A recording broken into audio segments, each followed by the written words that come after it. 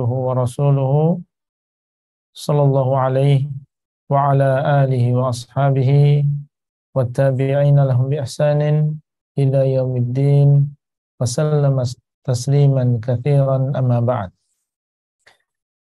Alhamdulillah, kita bersyukur kepada Allah SWT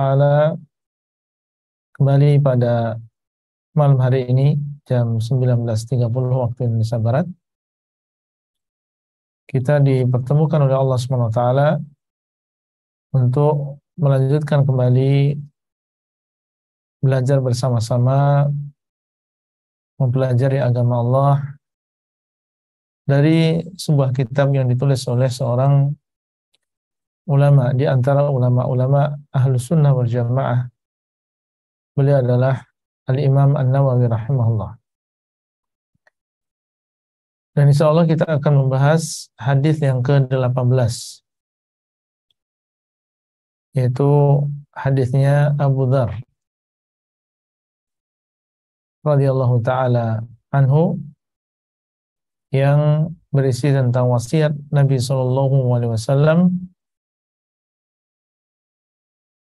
dengan 3 perkara, yaitu ketakwaan, kemudian mengikuti keburukan dengan kebaikan atau mengikutkan keburukan dengan kebaikan, kemudian wasiat untuk berakhlak yang baik kepada manusia.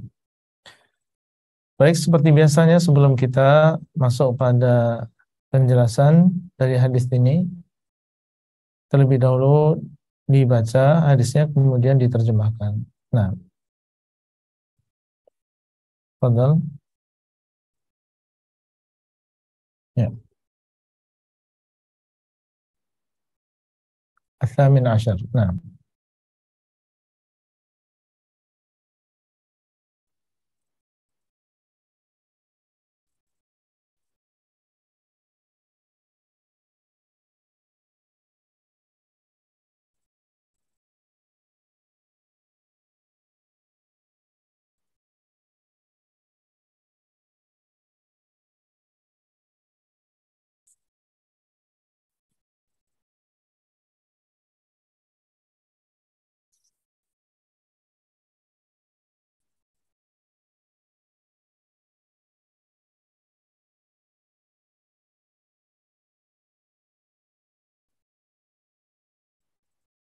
Nah.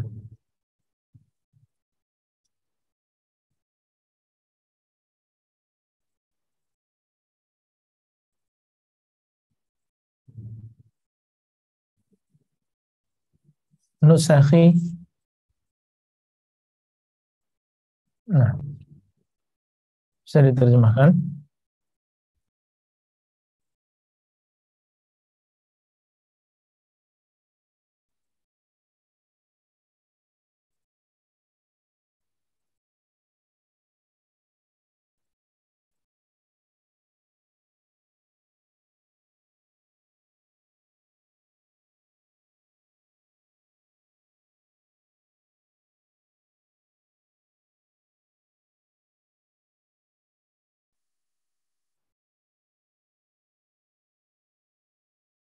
Baik.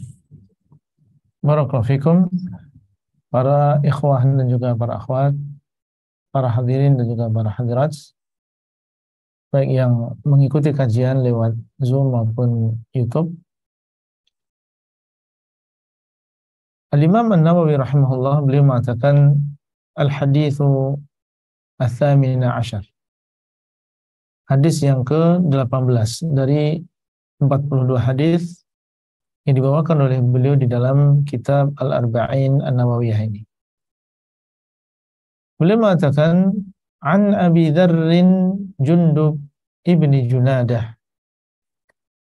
Dari Abu Dzar Jundub ibni Junadah.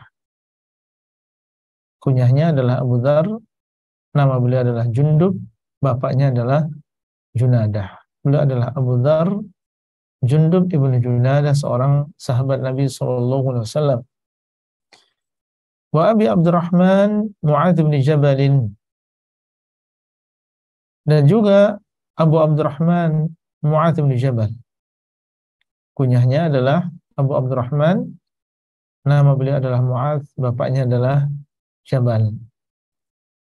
Keduanya telah meriwayatkan dari Rasulullah SAW. Jadi hadis ini diriwayatkan di sini oleh dua orang sahabat Nabi SAW. An Rasulullah SAW qala, dari Rasulullah SAW beliau bersabda, Ittaqillaha haitsuma kunta, hendaklah engkau bertakwa kepada Allah dimanapun engkau berada. Di sini Rasulullah SAW ketika beliau mewasiatkan, tentunya di sini bukan hanya kepada sahabat Abu Dzar atau Mu'adz bin Jabal, tapi ini adalah pesan beliau dan nasihat beliau untuk kita semuanya. Dan hadis ini adalah hadis yang jami', min jawami'il kalim. Dia adalah termasuk hadis Nabi SAW yang termasuk yang memiliki lafaz yang sedikit akan tapi memiliki makna yang banyak, mencakup semuanya. Karena nanti kalau kita perhatikan, wasiat beliau SAW di sini mencakup hak Allah dan juga hak makhluk. Dan bahwasanya Islam memperhatikan hak Allah dan juga memperhatikan hak makhluk. Wasiat pertama beliau adalah ittaqillah, hendaklah engkau bertakwa kepada Allah. Karena memang wasiat bertakwa ini adalah wasiat yang paling besar. Walaqad wasayna alladhina utul kitaba min qablikum wa iyyakum an ittaqullah. Dan sungguh kami telah wasiatkan ahlul kitab sebelum kalian dan juga kalian untuk bertakwa kepada Allah Subhanahu wa taala. Ini adalah wasiatullah lil awwalina wal akhirin. Ini adalah wasiat Allah bagi orang-orang yang terdahulu maupun yang setelahnya. Allah Subhanahu wa taala memberitakan orang-orang yang beriman dalam banyak ayat di dalam Al-Qur'an untuk bertakwa. Ya ayyuhalladzina amanu taqullaha haqqa tuqatih wa la tamutunna illa wa antum muslimun. Wahai orang-orang yang beriman, hendaklah kalian bertakwa kepada Allah dengan sebenar-benar takwa, dan janganlah kalian meninggal dunia kecuali dalam keadaan menyerahkan diri kepada Allah. Dan ini adalah wasiat Allah untuk seluruh manusia. Ya ayuhan nas ittaqu rabbakum. Wahai manusia, hendaklah kalian bertakwa kepada Rabb kalian. Seluruh manusia secara umum Allah perintahkan mereka untuk bertakwa kepada Allah. Bahkan Allah SWT menyuruh Nabi-Nya SAW dengan perintah untuk bertakwa dan mengatakan, Ya ayuhan nabiyyu ittaqillah. Wahai Nabi, hendaklah engkau bertakwa kepada Allah. Beliau memulai dengan wasiat bertakwa karena memang ini adalah wasiat yang paling besar. Setiap Jumat, khususnya yang laki-laki, mendengar bagaimana khatib berwasiat. Dan wasiat yang dia wasiatkan adalah wasiat untuk bertakwa kepada Allah. Dia adalah wasiat yang menyeluruh. Dan memang maknanya adalah, kalau kita perhatikan, makna takwa ini adalah menyeluruh. Takwa secara bahasa artinya adalah menjaga diri. Ittaqaitu syai'an, maksudnya adalah aku menjaga diriku dari sesuatu. Dan jadi maksud, kenapa di sini dinamakan dengan takwa? Karena orang yang bertakwa berarti dia menjadikan atau menjaga dirinya dari neraka. Para ulama menjelaskan, antaja'ala bainaka wa baina adzabillahi wiqayah. Engkau menjadikan antara dirimu dengan azab Allah perlindungan. Di sana ada azab Allah yang pedih, maka yang dimaksud dengan bertakwa adalah kita membuat perlindungan sekuat-kuatnya supaya kita tidak terkena azab Allah SWT. Bagaimana caranya? Caranya adalah dengan menjalankan perintah dan juga menjauhi larangan. Semakin kita menjalankan perintah, semakin kuat kita dalam menjauhi larangan, maka akan semakin tebal, semakin kuat benteng yang menghalangi kita dan menjaga kita dari azabnya Allah SWT. Sehingga sebagian salaf, itu Talq bin Habib, ketika beliau mendefinisikan tentang takwa kepada Allah, ittaqillah, adalah kau bertakwa kepada Allah, itu maksudnya apa? Beliau mengatakan anta'amala bi ta'atillah ala nurin minallah tarju thawaballah wa anta tatruka ma'siyatallah ala nurin minallah takhafu 'adzaballah. Ini maksud dengan takwa, kata beliau, adalah engkau mengamalkan ketaatan, menjalankan perintah, melakukan ibadah ala nuri minallah, di atas cahaya dari Allah. Ini maksud dengan di atas cahaya dari Allah adalah berdasarkan dalil dari Al-Quran maupun Sunnah. Karena inilah cahaya dari Allah yang menerangi kita, Al-Quran dan juga hadis Nabi SAW. Artinya, orang yang dinamakan orang yang bertakwa ketika dia menjalankan perintah, melakukan ibadah ala nurim minallah, berdasarkan dalil, berdasarkan cahaya dari Allah. Itu harus baru dinamakan bertakwa. Melakukan ibadah ada dalil yang sahih, itulah dinamakan dengan ketakwaan. Adapun seseorang beribadah tidak berdasarkan dalil, melakukan sesuatu yang tidak diajarkan oleh Nabi SAW, meskipun dianggap baik oleh manusia, maka ini tidak dinamakan bertakwa. Dia belum bertakwa. Kenapa? Karena bukan ala nuri minallah, tidak berdasarkan cahaya dari Allah. Niatnya tarju thawaballah, engkau mengharapkan di dalam amalan tadi, menjalankan perintah tadi, pahala dari Allah SWT. Kalau mengamalkan amalan, meskipun sesuai dengan contoh Nabi SAW, tapi tidak sesuai dengan, tidak niatnya karena Allah, maka tidak dinamakan takwa.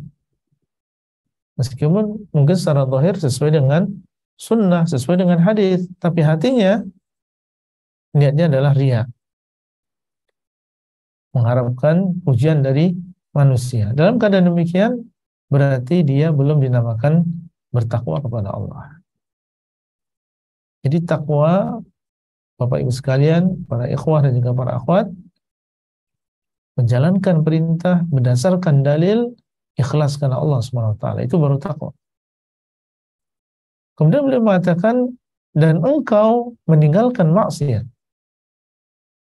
Karena yang berasal dari Allah kadang berupa perintah dan kadang berupa larangan. Engkau meninggalkan larangan, meninggalkan maksiat ala nuri minallah, berdasarkan dalil, berdasarkan cahaya dari Allah. Jangan kita mengharamkan sesuatu yang dihalalkan. Kalau memang ada dalilnya itu adalah haram, ya kita haramkan. Tapi kalau tidak ada dalilnya yang mengharamkan, ya jangan kita haramkan. Nah, ala nuri minallah, berdasarkan cahaya dari Allah, takhafu adzaballah, engkau takut azab Allah ketika engkau meninggalkan kemaksiatan tadi. Artinya, dia meninggalkan kemaksiatan ikhlas karena Allah, takut terhadap azab Allah. Bukan karena misalnya meninggalkan maksiat karena takut terkena penyakit kelamin, meninggalkan berzina karena takut atau malu ketahuan orang, atau takut digerebek misalnya. secara zahir dia tidak meninggalkan atau meninggalkan kemaksiatan tadi, tapi ternyata niatnya adalah bukan karena Allah SWT. Dinamakan bertakwa ketika seseorang meninggalkan kemaksiatan tadi dengan niat karena Allah, yaitu karena takut kepada Allah SWT. Ini ucapan Thalq bin Habib, dan dia adalah definisi takwa yang paling bagus, yang paling menyeluruh. Karena para ulama mereka menyebutkan beberapa definisi takwa, dan di antara yang paling bagus adalah definisi Thalq bin Habib di sini. Dan ternyata ketakwaan kepada Allah SWT ini memiliki banyak keutamaan. Seandainya seseorang benar-benar melaksanakan ketakwaan dengan definisi yang tadi kita sebutkan, maka banyak di sana keutamaan yang akan dia dapatkan. Di antaranya, orang yang bertakwa kepada Allah dengan sebenar-benar takwa, maka dia akan mendapatkan hidayah. Dia akan bisa membedakan mana yang benar, mana yang batil.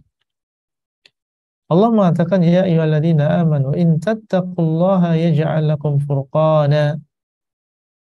Wahai orang-orang yang beriman, seandainya kalian bertakwa kepada Allah, Allah akan menjadikan bagi kalian furqan. Artinya adalah pembeda. Semakin bertakwa, semakin bisa membedakan mana yang hak, mana yang batil. Hidup di dunia ini berjalan dalam keadaan dia mengetahui mana yang salah, mana yang benar. Dan ini adalah nikmat tersendiri. Adapun seseorang yang jahil, tidak mengetahui dan tidak bisa membedakan mana yang salah, mana yang benar, mana yang halal, mana yang haram, ini sengsara, tersiksa orang yang demikian. Kemudian di antara keutamaan bertakwa kepada Allah SWT adalah mendapatkan ilmu. Allah SWT mengatakan, wattaqullah wa yu'allimukumullah. Dan adalah kalian bertakwa kepada Allah, dan Allah akan mengajarkan kalian. Semakin bertakwa, semakin mudah ilmu ini masuk. Di antara modal seorang penuntut ilmu, supaya dia cepat memahami, supaya dia mudah memahami apa yang disampaikan oleh gurunya, supaya mudah dalam memahami sebuah kitab misalnya, caranya adalah dengan bertakwa kepada Allah. Menjalankan perintah, meninggalkan maksiat. Sebagian ahlul hadis mereka mengatakan, kunna nasta'inu ala hifdzil hadis bitarkil ma'siyah. Kami dahulu beristi'anah dengan meninggalkan kemaksiatan untuk menghafal hadis. Bagaimana supaya kami mudah untuk menghafal hadis? Caranya dengan meninggalkan kemaksiatan. Karena memang takwa kepada Allah ini adalah sebab seseorang mendapatkan ilmu. Kemudian juga di antara manfaat bertakwa kepada Allah adalah diampuni dosanya. Kelanjutan dari ayat yang pertama tadi, in tattaqullaha yaj'al lakum furqanan wa yukaffir 'ankum sayyi'atikum wa yaghfir lakum. Dan Allah akan menghapuskan kesalahan-kesalahan kalian dan mengampuni dosa kalian. Sebabnya adalah karena bertakwa kepada Allah. Ketika kita menjalankan perintah, menjauhi larangan, maka Allah SWT akan mengampuni dosa-dosa kita. Demikian pula di antara keutamaan bertakwa adalah takwa ini adalah menjadi sebab diterimanya amal saleh. Innama yataqabbalullahu minal muttaqin. Allah SWT hanya menerima amal soleh itu dari orang-orang yang bertakwa. Dan ini disebutkan dalam pengertian takwa, ala nuri minallah, di atas cahaya, artinya adalah sesuai dengan sunnah Nabi SAW. Kemudian yang kedua adalah ikhlas. Dan ikhlas serta mengikuti sunnah Nabi, ini adalah dua syarat diterimanya amalan. Sehingga Allah mengatakan innama yataqabbalullahu minal muttaqin, sesungguhnya Allah hanya menerima dari orang-orang yang bertakwa. Karena orang-orang yang bertakwa mereka lah yang ikhlas dan mereka lah yang amalannya sesuai dengan sunnah Nabi SAW. Kemuliaan di sisi Allah adalah dengan ketakwaan, ayyuhal ikhwan, bukan dengan dunia. Inna akramakum indallahi atqakum. Sesungguhnya orang yang paling mulia di antara kalian di sisi Allah adalah orang yang paling bertakwa. Semakin bertakwa semakin mulia di sisi Allah. Demikian pula takwa ini adalah bekal yang paling baik yang dibawa oleh seseorang menuju Allah Subhanahu wa taala. Tazawwadu fa inna khairaz zadi taqwa, dan hendaklah kalian berbekal karena sesungguhnya bekal yang paling baik adalah ketakwaan. Dengan bertakwa akan dipermudah urusan.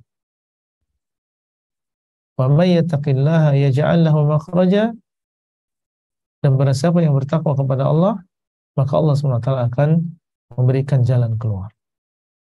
Wa yarzuquhu min haitsu la yahtasib, dan Allah SWT akan memberikan rezeki kepada seseorang dari arah yang tidak dia sangka. Diberikan solusi ketika dia mendapatkan masalah, mendapatkan problem. Allah bukakan baginya solusi dengan mudahnya. Sementara mungkin sulit bagi orang lain. Tapi Allah SWT mudahkan bagi orang-orang yang bertakwa. Dan ini merupakan sebab seseorang mendapatkan rezeki dari arah yang tidak dia sangka. Persangkaan dia mendapatkan rezeki ya dari gaji dia, dari bisnis dia. Tapi ketika seseorang bertakwa, Allah bukakan baginya rezeki dari arah yang tidak dia sangka sama sekali. Tidak pernah terpikir sebelumnya dia mendapatkan rezeki dari arah itu.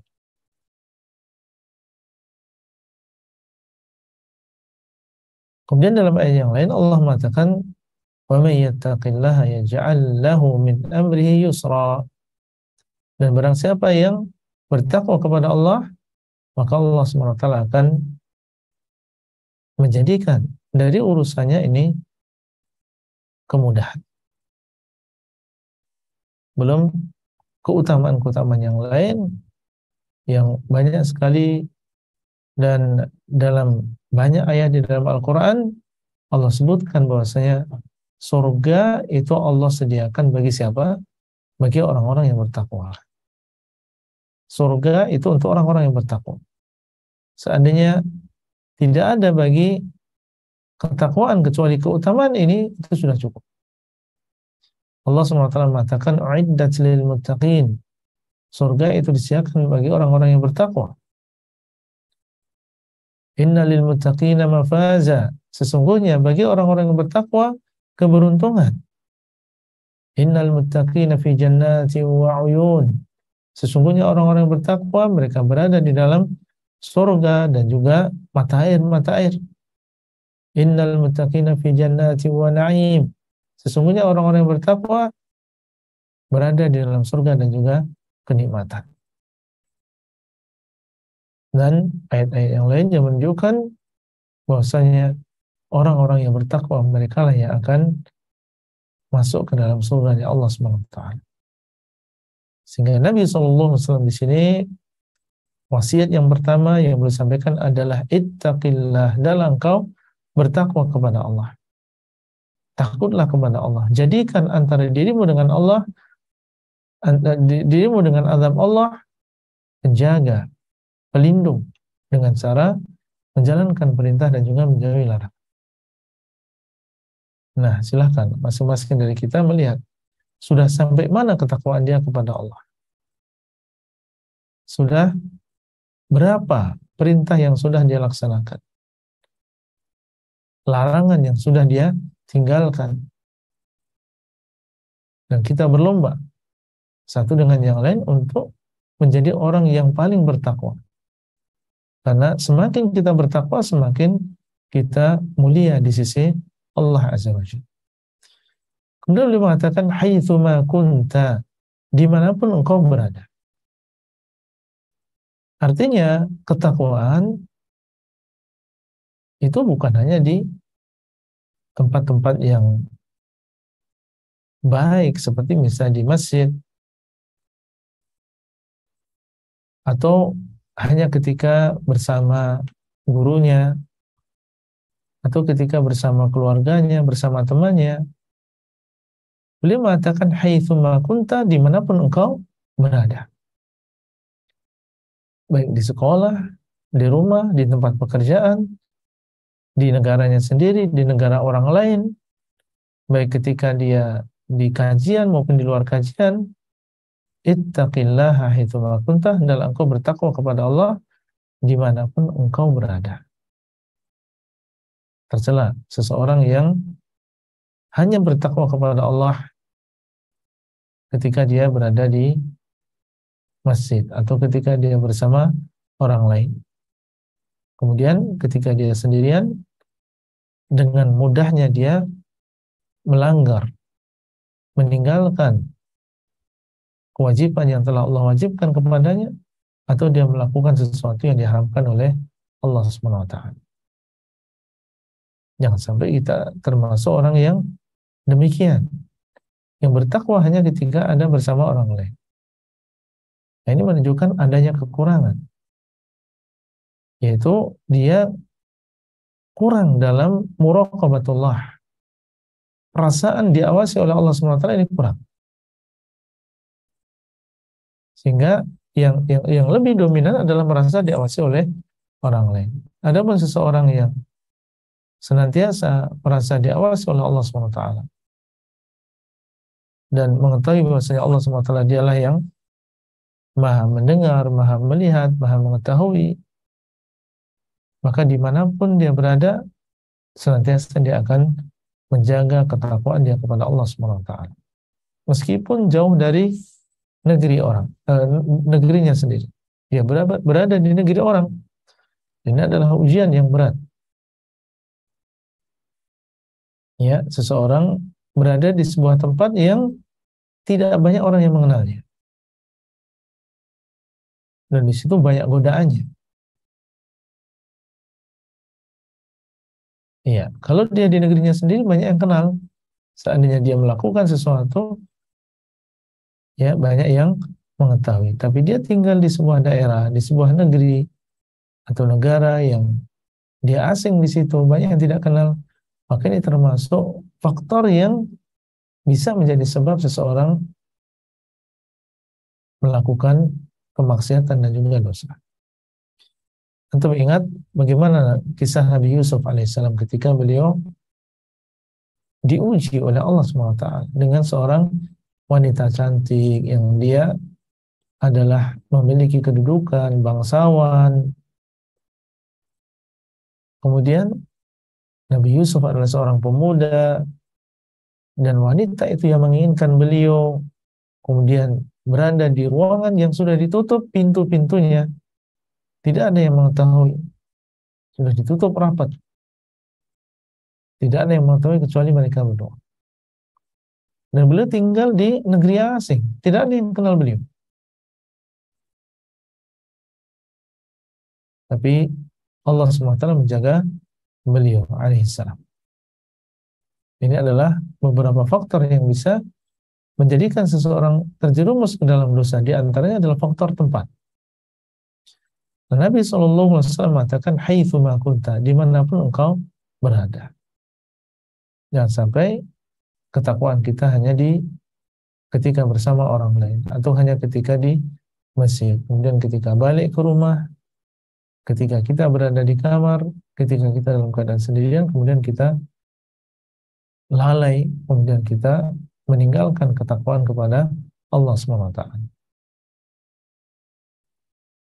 Kemudian wasiat yang kedua, beliau mengatakan wa atbi'is sayyi'ata al-hasanata tamhuha. Dan hendaklah engkau mengikutkan as-sayyi'ah, sebuah dosa, sebuah kejelekan apabila dilakukan oleh seseorang, al-hasanata tamhuha, kebaikan yang akan menghapusnya. Ini adalah wasiat kedua beliau sallallahu alaihi wasallam, menyuruh kita apabila melakukan sebuah kemaksiatan, maka segera kita hapus kemaksiatan tersebut dengan melakukan kebaikan dan ketaatan setelahnya. Apa hubungan antara kalimat yang kedua ini dengan kalimat yang pertama tadi? Para ulama menjelaskan bahwasanya seseorang bagaimanapun dia berusaha untuk bertakwa haqqa tuqatih, bertakwa kepada Allah dengan sebenar-benar takwa, maka dia pasti akan terjerumus ke dalam dosa. Kullu ibni Adam khata. Setiap anak Adam itu sering melakukan dosa. Wa khairul khata'in at-tawwabun, dan orang yang sebaik-baik orang yang berdosa adalah orang yang bertobat kepada Allah SWT. Jadi bagaimanapun seseorang berusaha untuk haqqa tuqatih, benar-benar bertakwa kepada Allah, pasti akan terjerumus ke dalam dosa dan juga maksiat. Nah, bagaimana caranya seandainya seseorang terjerumus ke dalam dosa dan juga maksiat? Nabi SAW di sini memberikan petunjuk. Yang kedua, wa atbi'is sayyi'ata al-hasanata tamquha. Ikutkanlah kejelekan tadi, kemaksiatan tadi dengan kebaikan setelahnya yang akan menghapuskan kejelekan tadi. Melakukan, misalnya sudah berusaha untuk bertakwa kepada Allah, ternyata dia suatu saat melihat sesuatu yang diharamkan oleh Allah, menyesal, bertobat kepada Allah, menyesal, maka hendaklah dia lakukan setelah itu kebaikan yang akan menghapuskan kemaksiatan tadi. Sudah berusaha untuk bertakwa kepada Allah, kemudian suatu saat dia terjerumus ke dalam riba, atau minum minuman keras, atau ghibah, atau dusta, atau durhaka kepada orang tua, atau durhaka kepada suami, dan seterusnya. Petunjuk Nabi SAW adalah segera ikuti kejelekan tadi dengan kebaikan setelahnya. Jangan dibiarkan kejelekan tadi terus ada pada diri seseorang, atau terus ada dosanya, tapi segera kita hapus, segera kita hilangkan dosa tadi. Bagaimana caranya? Nah, dengan melakukan hasanah, dengan melakukan kebaikan. Para ulama menjelaskan kebaikan dan termasuk kebaikan, dan dia adalah kebaikan yang besar yang bisa menghapuskan kejelekan adalah bertobat kepada Allah SWT. Tobat yang nasuha. Ini adalah termasuk al-hasanah yang besar yang bisa menghapuskan sayyi'ah. Bahkan sebesar apapun dosa yang dilakukan seseorang, apabila dia melakukan hasanah ini, itu hasanatut taubah, dan dia melakukan taubat yang nasuha, maka akan dihapus dosa tersebut. Allah SWT mengatakan, Qul ya ibadiyalladzina asrafu ala anfusihim la taqnatu min rahmatillah, innallaha yaghfiru dzunuba jami'an. Wahai hamba-hambaku yang melebihi batas, janganlah kalian putus asa dari rahmat Allah. Sungguhnya Allah mengampuni dosa semuanya. Ya ayyuhalladzina amanu tubu ilallahi taubatan nasuha. Wahai orang-orang yang beriman, hendaklah kalian bertobat kepada Allah dengan taubat yang nasuha. Asa rabbukum ayyukaffira ankum sayyi'atikum. Semoga Rabb kalian menghapuskan dosa-dosa kalian. Dan Nabi SAW mengatakan, at-taibu minad dzambi kaman la dzamba lahu. Orang yang bertobat dari sebuah dosa seperti orang yang tidak punya dosa. melakukan kejelekan apapun, kemudian diiringi dengan hasanatut taubah, melakukan taubat yang nasuha, maka akan dihapus kejelekan tadi oleh Allah SWT. Wa atbi sayyi'ata al-hasanata tamhuha. Di antara hasanah adalah istighfar. Mengucapkan Allah maghfirli, ya Allah ampunilah dosaku. Astaghfirullah, astaghfirullah, mengatakan astaghfirullah. Ini juga termasuk hasanah yang akan menghapuskan dosa. Nabi SAW dahulu dalam sehari beliau melakukan istighfar lebih dari 100 kali. 100 kali atau lebih beliau melakukan istighfar. Nah, ini kalau menjadi kebiasaan kita memperbanyak istighfar, semoga orang yang demikian akan keluar dari dunia ini dalam keadaan bersih. Inilah petunjuk Nabi SAW. Kalau kita melakukan dosa, maka segera kita menghapus dosa tadi dengan hasanah. Dan termasuk hasanah, kebaikan adalah amal soleh secara umum. Amal soleh secara umum. Karena Allah SWT mengatakan, innal hasanati yudhibna sayyi'at. Sesungguhnya kebaikan-kebaikan itu akan menghilangkan dosa-dosa.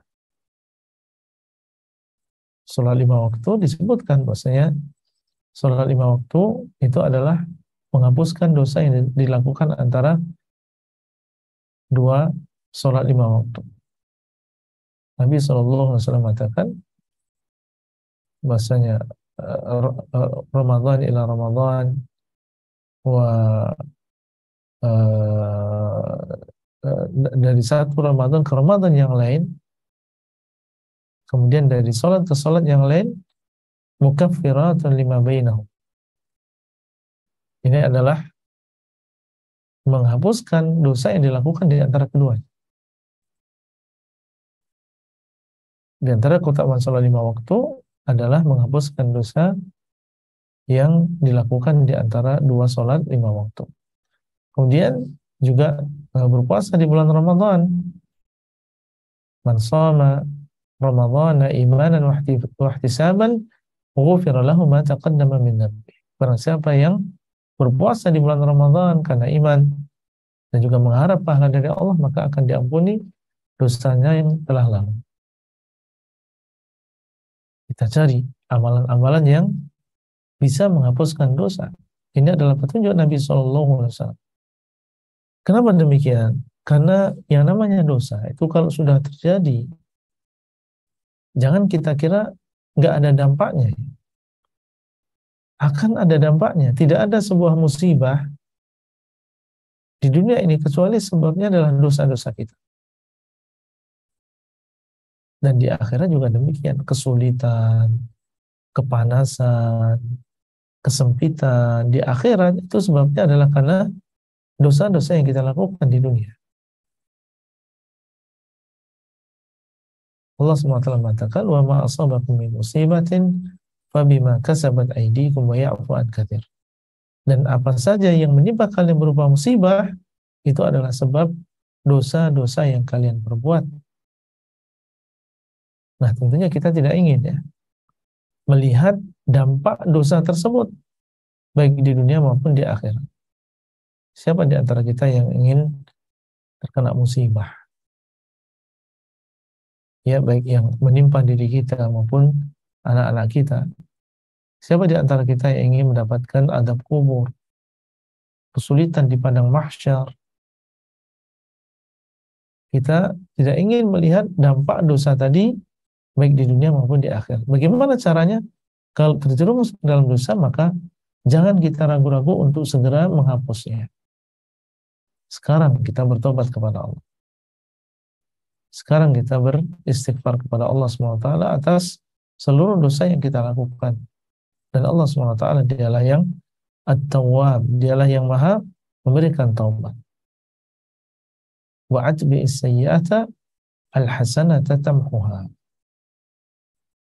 Kemudian Beliau mengatakan wa khaliqin nasa bi khuluqin hasan.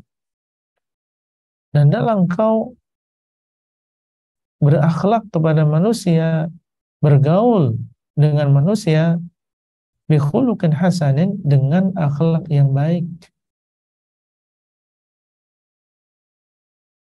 Setelah beliau sallallahu alaihi wasallam menyebutkan tentang bagaimana hubungan seorang hamba dengan Allah pada wasiat yang pertama, kemudian diikuti dengan wasiat yang kedua, maka beliau sallallahu alaihi wasallam memberikan wasiat yang berkaitan dengan hak makhluk. Karena kita di dunia tidak hidup sendiri, kita hidup bersama manusia yang lain. Maka agama ini membawa berbagai maslahat untuk kita, untuk kebaikan kita semuanya, untuk kebahagiaan kita semuanya.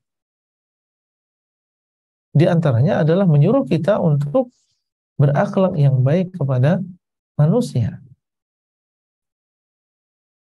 Wa khaliqin nas, hendaklah engkau berakhlak yang baik kepada manusia.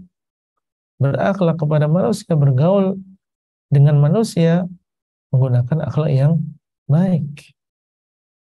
Dan manusia di sini mencakup saudara-saudara kita kaum muslimin maupun di antaranya adalah orang-orang kufar.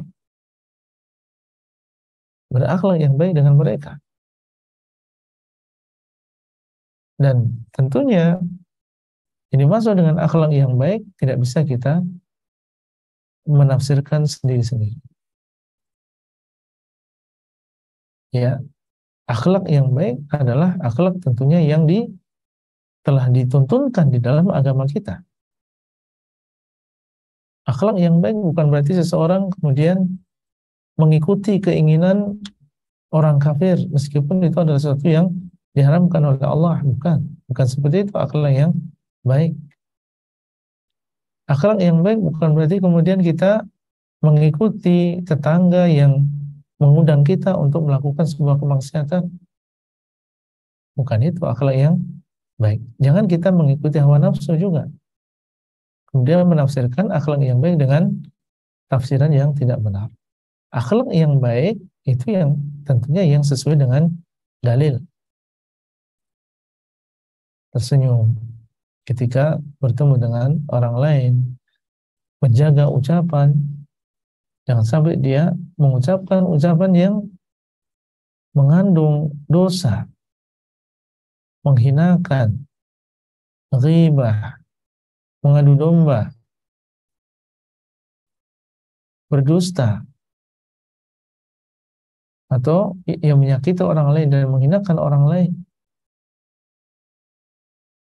Berakhlak yang baik kepada orang tua, berbakti, menyambung silaturahim, juga termasuk akhlak yang baik. Menyayangi anak yang kecil, menghormati orang yang tua,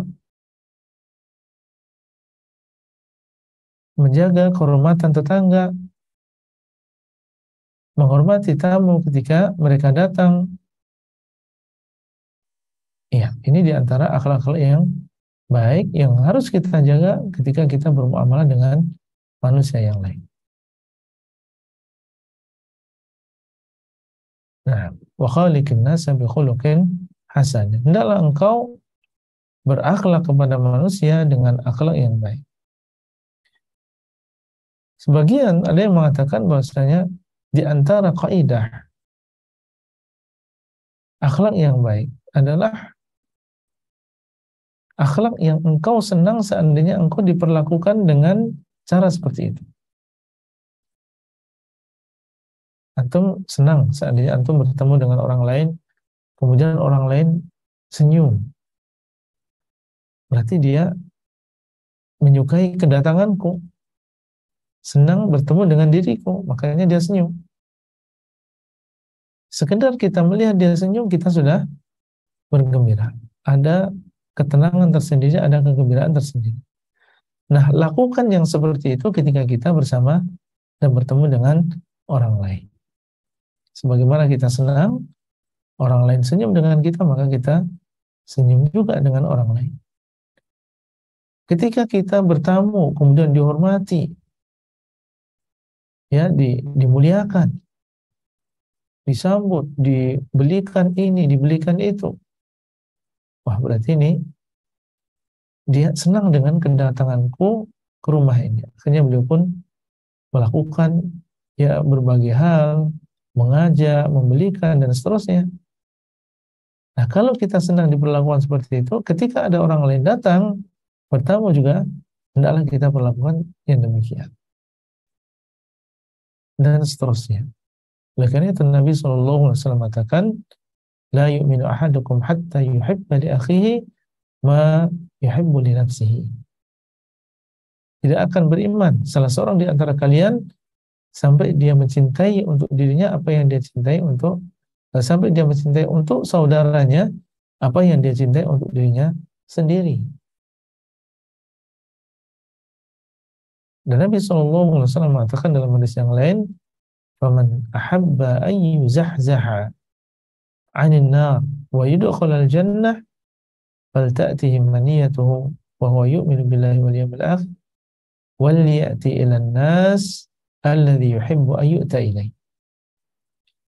Barang siapa yang ingin selamat dari neraka dan masuk ke dalam surga, maka hendaklah dia meninggal dalam keadaan beriman kepada Allah dan hari akhir. Ini harus, tidak akan masuk dalam surga kecuali orang yang beriman.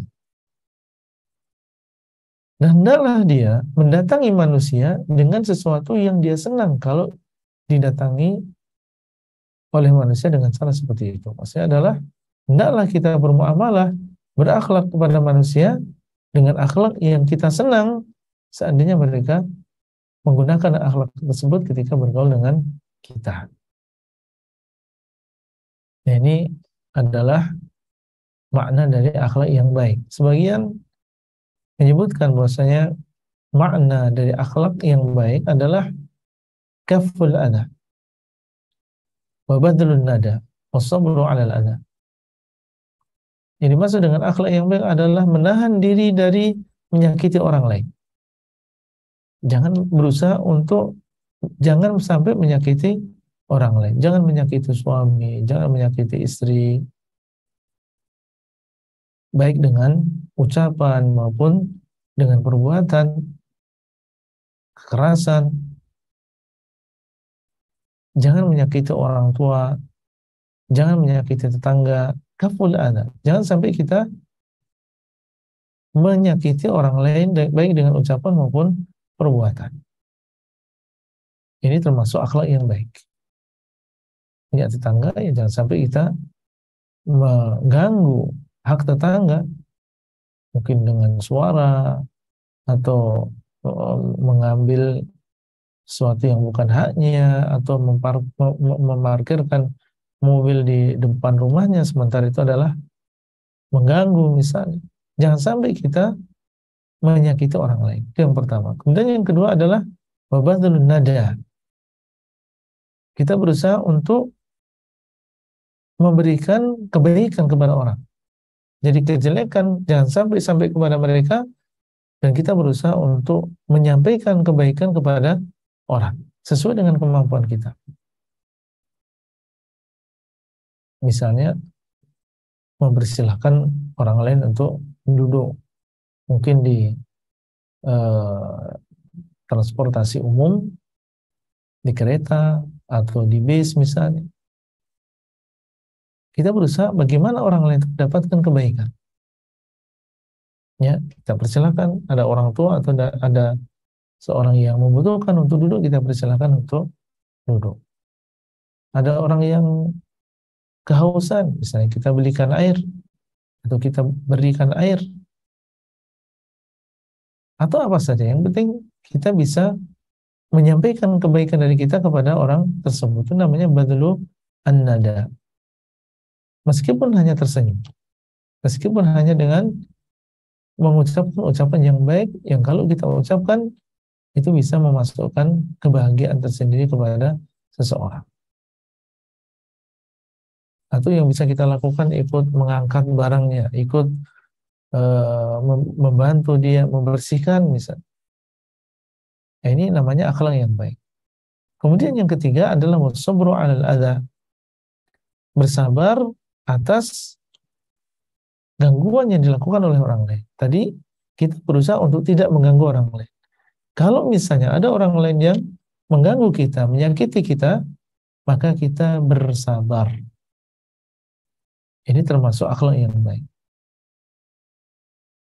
Nggak masalah ya mereka eh, mengganggu kita atau menyakiti kita, yang penting kita jangan sampai menyakiti mereka. Ya kalau mereka menyakiti kita, mengganggu kita, ya kita bersabar. Dan bersabar di sini bukan berarti tidak ada di sana nasihat ya. Bisa kita menasihati, boleh kita menasihati. Kalau memang di sana ada saudara kita yang menzalimi kita, kita ingatkan bahwasanya ini adalah sesuatu yang diharamkan, kezaliman ini diharamkan. Kalau memang tetap terjadi, ya kita bersabar, menempuh jalan yang diperbolehkan. Nah, boleh seseorang ketika dia merasa terzalimi dan merasa uh, pas untuk mengangkat perkara ini ke pihak yang berwenang, misalnya, boleh. Ini tidak bertentangan dengan kesabaran. Ya, seseorang ingin mendapatkan haknya atau mengembalikan haknya, kemudian dia mengangkat ini kepada yang berwenang, dicuri misalnya atau ditipu, boleh dia menyampaikan ini dan melaporkan ini kepada polisi. Dan ini tidak bertentangan dengan kesabaran. Dia bersabar atas musibah yang menimpa, dan boleh bagi dia untuk mengambil sebab bagaimana supaya haknya ini bisa kembali kepada dirinya. Nah, ini adalah pengertian akhlak yang baik yang disebutkan oleh sebagian ulama. Dan tentunya akhlak yang baik ini sebagaimana yang kita tahu, ada di antaranya yang memang menjadi tabiat manusia. Ada di antaranya yang perlu kita berusaha.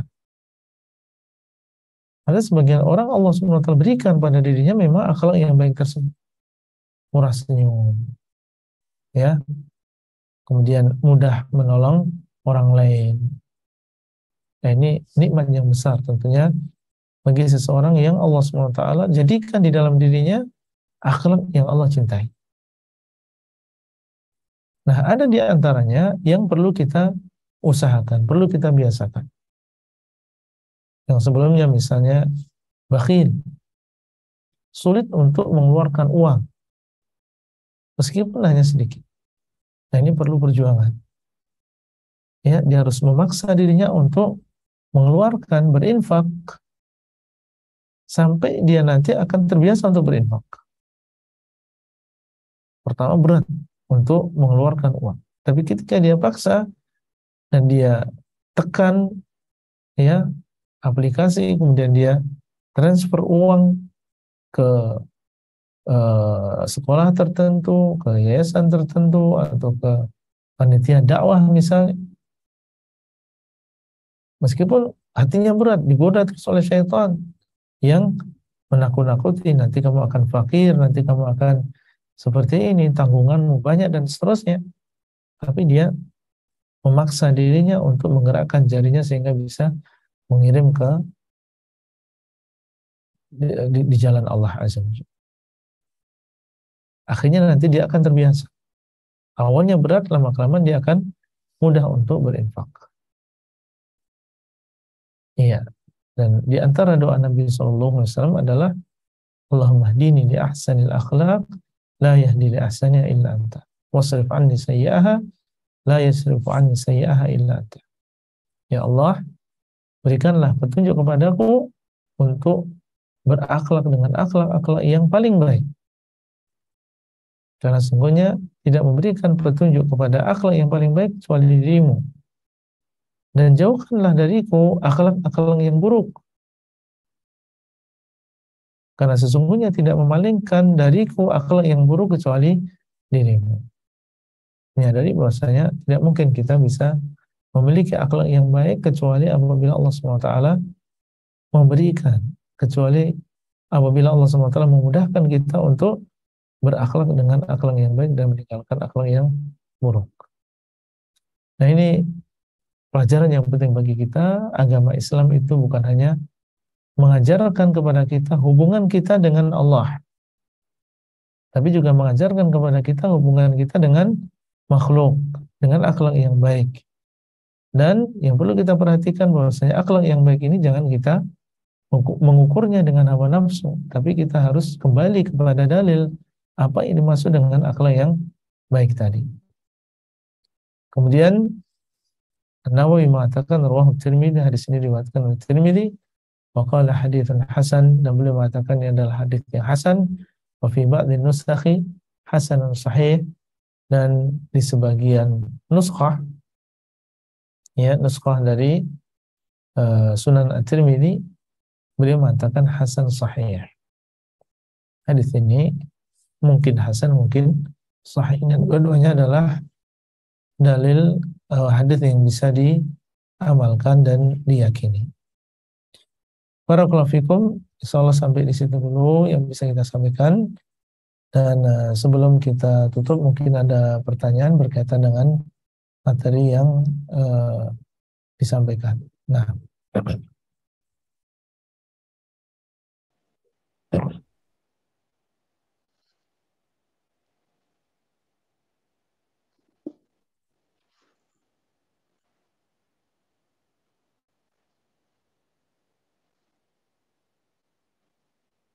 ya,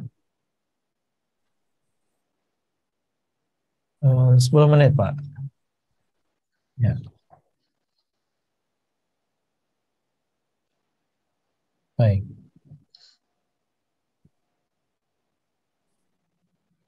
Ya, jazakumullahu khairan, host. Assalamualaikum warahmatullahi wabarakatuh, Ustadz. Jazakumullahu khairan atas penjelasan materi hari ini. Semoga Allah Subhanahu wa Ta'ala memberikan keberkahan dan perlindungan bagi Ustadz dan keluarga dimanapun berada. Amin. Ustadz, mohon penjelasan mengenai pemahaman bahwa laki-laki yang baik adalah untuk wanita yang baik. Kalau ini diaplikasikan di perspektif pernikahan suami istri, ketika sudah berjalan lama pernikahan dan salah satu pasangan menjadi lebih baik karena sudah lebih punya ilmu, jadi menerapkannya lebih syar'i, tetapi pasangannya cukup tertinggal jauh, Ustadz. Apakah ini bisa dikatakan bagaimana laki-laki yang baik untuk wanita yang baik, padahal salah satunya sudah jadi lebih baik? Dan dikaitkan dengan usia, Ustadz, ketika hadis menyebutkan bahwa kalau sudah 40, kalau tidak ada perubahan jadi lebih baik, itu adalah pertanda yang buruk. Menyikapi ini juga bagaimana, Ustadz? Apalagi di usia-usia yang memang sudah 50-an ke atas misalnya, Ustadz. Jazakumullahu khairan. Yang kedua tadi pertanyaannya? Mengenai usia yang sudah 40 ke atas dari hadis Rasulullah SAW, tapi akhlaknya belum jadi lebih baik, Ustadz. Dan itu adalah pertanda yang buruk untuk akhir hayat. Dan ini ada was-was atau kekhawatiran tersendiri, bagaimana? Karena niat jadi baik, tapi kok kenyataannya masih seringkali jatuh kepada kemaksiatan, Ustadz. Ya. Barakallahu fikum. Tentang pertanyaan firman Allah Azza wa Jalla, al-khabithatu lil-khabithin wal-khabithuna lil-khabithat wat-tayyibatu lit-tayyibin wat-tayyibuna lit-tayyibat. Wanita-wanita yang jelek adalah untuk laki-laki yang jelek, dan laki-laki yang jelek adalah untuk wanita-wanita yang jelek. Dan wanita yang baik adalah untuk laki-laki yang baik, dan laki-laki yang baik adalah untuk wanita yang baik. Maksud dari ayat ini bahwasanya laki-laki yang jelek dan juga wanita yang jelek, dan yang maksud adalah jelek agamanya, jelek amalannya dan juga ucapannya. Maka biasanya orang yang mau menikah dengan laki-laki yang jelek agamanya, ya wanita yang serupa, dan juga sebaliknya. bahwasanya yang mau menikah dengan wanita yang tidak salihah adalah laki-laki yang tidak salihah juga, yang tidak saleh. Al-khabithatu lil-khabithin wal-khabithuna lil-khabithat. Sebaliknya, laki-laki yang saleh akan mencari wanita yang saleh. Dan wanita yang salihah juga demikian, karena dia menjaga agamanya. Dia ingin memiliki pasangan yang menjaga agamanya sebagaimana dia juga menjaga agamanya. Karena itu sangat dusta orang yang menuduh Ummul Mukminin Aisyah radhiyallahu taala anha beliau berzina. Berdasarkan ayat ini, Allah SWT mengatakan, "Wat-thayyibatu lit-thayyibin, wat-thayyibuna lit-thayyibat." Wanita yang baik adalah untuk laki-laki yang baik, dan laki-laki yang baik adalah untuk wanita yang baik. Dan siapakah suami Ummul Mukminin Aisyah radhiyallahu taala anha? Beliau adalah Rasulullah sallallahu alaihi wasallam. Berarti jelas bahwa Ummul Mukminin Aisyah radhiyallahu taala anha adalah seorang wanita yang thayyibah. Karena Nabi sallallahu alaihi wasallam adalah thayyib, bahkan ahsanut thayyibin. Beliau adalah makhluk yang paling thayyib. Iya. Lalu bagaimana? Apakah ini bertentangan dengan keadaan sebagian kita yang dia setelah menikah lama, kemudian ada di antara kita yang suaminya mendapatkan hidayah, sementara wanitanya belum mendapatkan hidayah. Atau sebaliknya, istrinya mendapatkan hidayah terlebih dahulu, sementara suaminya belum mendapatkan hidayah. Ini tidak bertentangan tentunya dengan apa yang terjadi. Karena di sana tentunya masalah penyimpangan ini bermacam-macam. Kalau sampai misalnya penyimpangan yang terjadi ini mengharuskan untuk berpisah.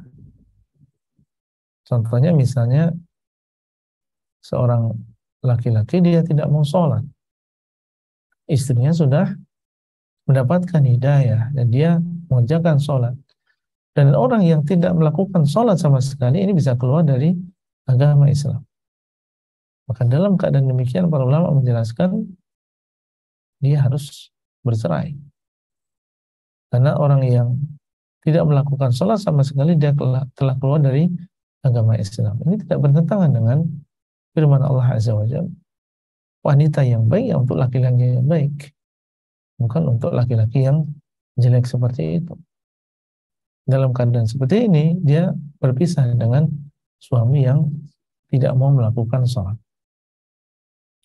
Tapi kalau misalnya penyimpangannya adalah tidak sampai demikian, artinya masih bisa diperbaiki, masih ada kebaikannya, maka dalam keadaan demikian, seorang suami atau seorang istri berusaha untuk menasihati, berusaha untuk menyempurnakan, karena memang demikianlah di antara fungsi hidup berumah tangga adalah saling menasihati satu dengan yang lain.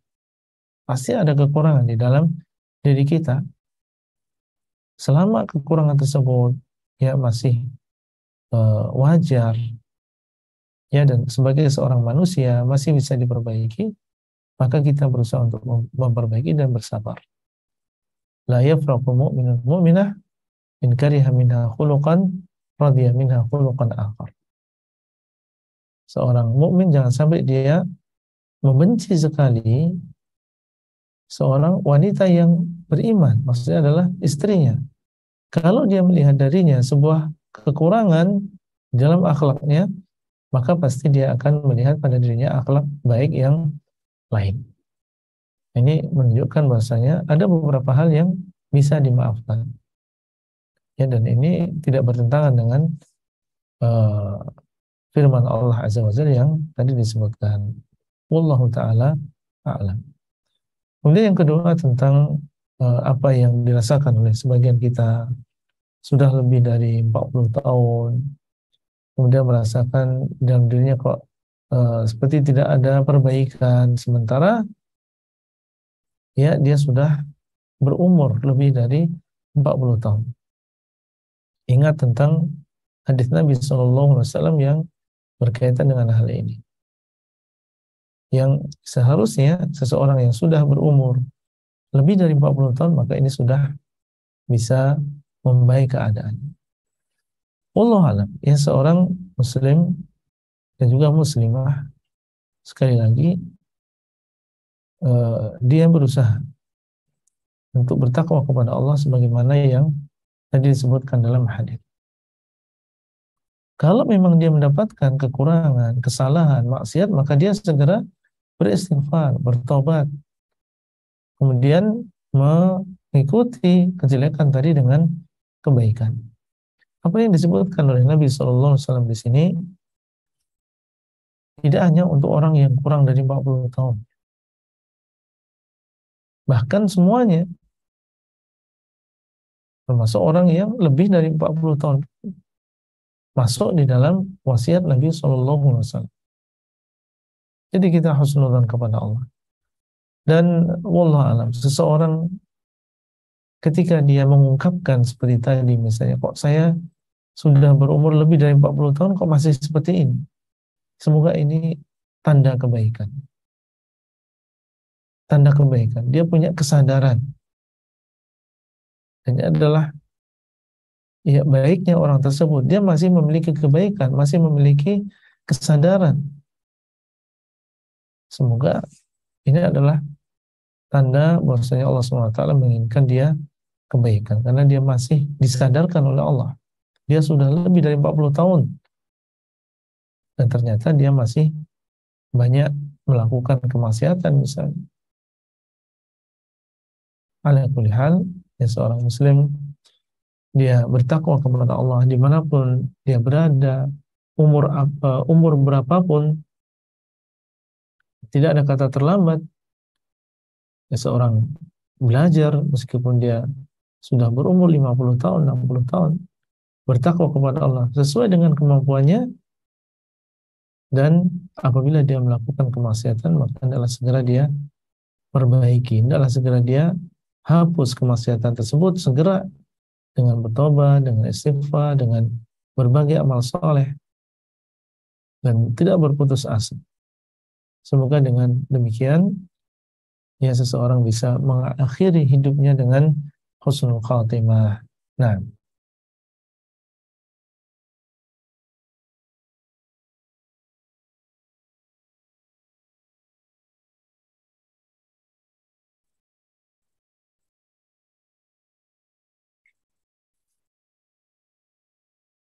baik. Satu satu lagi nggak masalah, Pak. Satu lagi, ya, ya, ya, ya.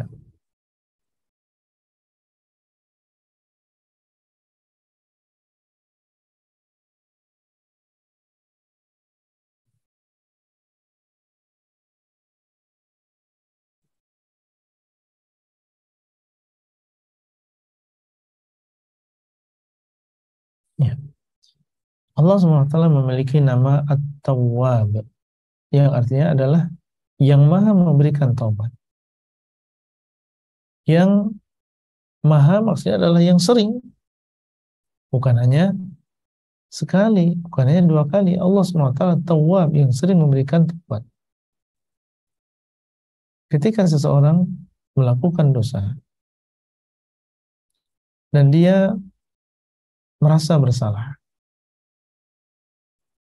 dan dia tahu bahwasanya yang namanya dosa ini akan ada dampaknya, akan ada efeknya, kemudian dia mengatakan astagfirullah, dan dia yakin Allah mendengar apa yang dia ucapkan, dan dia ucapkan ucapan tersebut karena takut kepada Allah, takut terhadap azab Allah. Dan dia ucapkan ucapan tadi karena dia yakin bahwasanya dia memiliki Allah Rabb yang maha mengampuni dosa. akhirnya dia mengatakan astagfirullah, astagfirullah, astagfirullah. Maka keyakinan-keyakinan tadi seolah menjadi sebab seseorang diampuni dosanya oleh Allah Subhanahu wa taala. Karena ketika dia mengatakan astagfirullah, dia tahu bahwasanya Allah melihat apa yang dia ucapkan, yang dia kerjakan. Itu adalah sebuah keimanan. Ketika dia mengatakan astagfirullah, dia tahu bahwasanya dosa yang dilakukan akan ada akibatnya. Ketika dia mengatakan astagfirullah, dia tahu bahwasanya Allah yang dia sembah itu pengampun. Allah yang dia sembah banyak memberikan taubat sehingga dia pun mengucapkan astagfirullah wa atubu ilaih. Maka keyakinan-keyakinan seperti ini dan ucapan dia istighfar ini bisa menjadi sebab dia diampuni dosanya. Meskipun dia sering melakukan dosanya. Sehingga disebutkan dalam hadis ada seseorang yang dia melakukan dosa, kemudian dia mengetahui bahwasanya dia memiliki Rabb yang mengampuni dosa dan mengadab. Kemudian setelah itu dia berdosa kembali dan beristighfar kembali dan seterusnya. Iya. Dan Allah SWT mengampuni dosa orang tersebut. Kenapa demikian? Karena dia melakukan istighfar yang memenuhi syarat, melakukan tobat yang memenuhi syarat. Dan ini bukan berarti kita mendorong orang untuk berbuat dosa, tidak.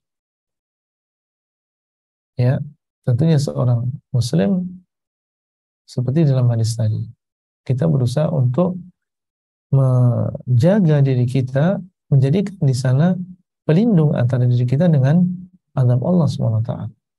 Tapi seandainya terjadi, maka kita bertobat dan beristighfar kepada Allah. Seandainya setelah bertobat dan beristighfar terjadi lagi dosa tadi, ya kita bertobat dan beristighfar lagi. Tapi jangan main-main. Istighfarnya yang sungguh-sungguh. Bertobatnya juga dengan tobat yang nasuha, yaitu menyesal, kemudian bertekad kuat untuk tidak melakukan dosa lagi di masa yang akan datang, meninggalkan dosa-dosa tadi. Kemudian seandainya nanti terjadi lagi, maka dia perbaiki taubatnya dan bertobat dengan taubat yang nasuha lagi, dan seterusnya. Allah SWT dialah yang Maha mengampuni dosa. Bagaimanapun banyak dosa yang dilakukan oleh seorang hamba, maka Allah SWT dialah yang Maha pengampun, dialah yang Maha memberikan taubat. Nah, kalau kita memang bersungguh-sungguh untuk kembali dan bertobat kepada Allah Azza wa Jalla, maka kita lihat dulu sebabnya kita berdosa apa. Kalau kita mengetahui sebabnya, lemahnya kita, maka kita berusaha untuk menjauh dari sebab-sebab tersebut. Sebagaimana dalam hadis orang yang bertobat dari membunuh 99 atau membunuh 100 nyawa, maka ada seorang alim yang memberitahukan kepadanya supaya dia meninggalkan kotanya yang penuh dengan keburukan, kemudian berhijrah menuju sebuah kota yang di situ banyak orang-orang yang saleh yang mereka beribadah kepada Allah Azza wa Jalla. Ini menunjukkan terkadang untuk menyempurnakan taubat seseorang, maka dia tinggalkan segala sebab yang kira-kira bisa menjerumuskan dia kembali ke dalam dosa. Itu mungkin yang bisa kita sampaikan. Wallahu ta'ala a'lam. Nah.